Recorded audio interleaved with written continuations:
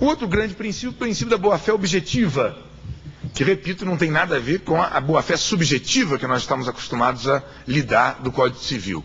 Enquanto a boa-fé subjetiva do Código Civil diz com o conhecimento ou desconhecimento por parte do possuidor de um vício que há na sua posse, portanto é uma percepção subjetiva, de tal maneira que quem não conhece o vício está de boa-fé, e com isso tem um tratamento benevolente do Código Civil.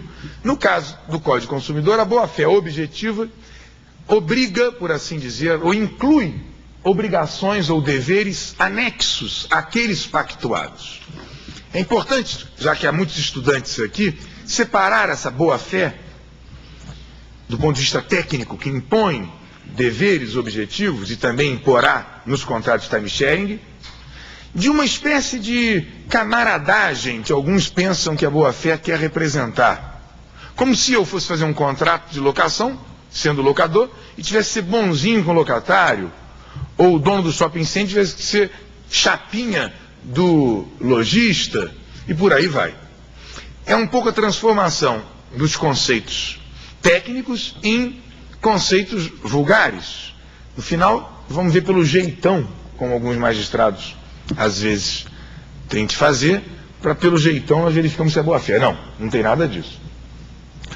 No caso da boa-fé objetiva, há inúmeros deveres anexos. Eu diria que a boa-fé significa nada mais nada menos do que um dever imposto ao contratante de facilitar o cumprimento do contrato por parte do outro contratante, ou de respeitar a função econômica do contrato antes do contrato, durante a execução do contrato e depois do contrato já encerrado. Vale dizer, dever de informação, não informação de tal maneira que eu até faço você desistir de alugar o meu apartamento. Você vem para o Rio de Janeiro, isso aqui é uma loucura, violência, poluição da praia, não venha não. Não aluga o apartamento. Não é isso, repito, não tem que ser bonzinho.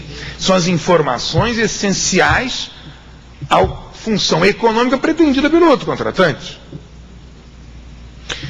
Durante a execução do contrato, quantas vezes nós sabemos perfeitamente o que a gente quis dizer numa cláusula, a cláusula está truncada. Na hora de aplicar, o outro quer se valer da literalidade para alterar o cumprimento ou a correção de um contrato, quando nós já sabemos o que isso pretendeu no início do contrato. Hoje é considerado má-fé. E posteriormente ao contrato, é uma das matérias mais interessantes, pós-contractum finitum, há ainda a obrigação do contratante de respeitar a função econômica do contrato. No exemplo singelo da doutrina, uma empregada doméstica que fosse embora de uma casa e precisasse de uma referência, e a patroa se negasse a dar essa referência, ela estaria violando a boa-fé pós-contractual.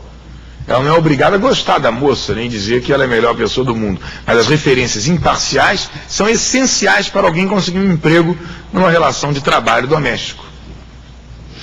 No caso da advocacia, ou no caso da medicina, o sigilo em relação ao prontuário, no caso do médico, e os documentos retidos pelo escritório de advocacia, é essencial. Imaginemos o psiquiatra que quisesse contar a vantagem dos clientes que ele já teve. Doutor fulano, meu cliente, anos lá no divã. A gente já cria uma certa apreensão. Vou contratar com o sujeito que tem tantos anos no divã daquele psicanalista. Eu já acho o psicanalista meio maluco, imagina o cliente dele. O advogado que se recusasse a devolver documentos.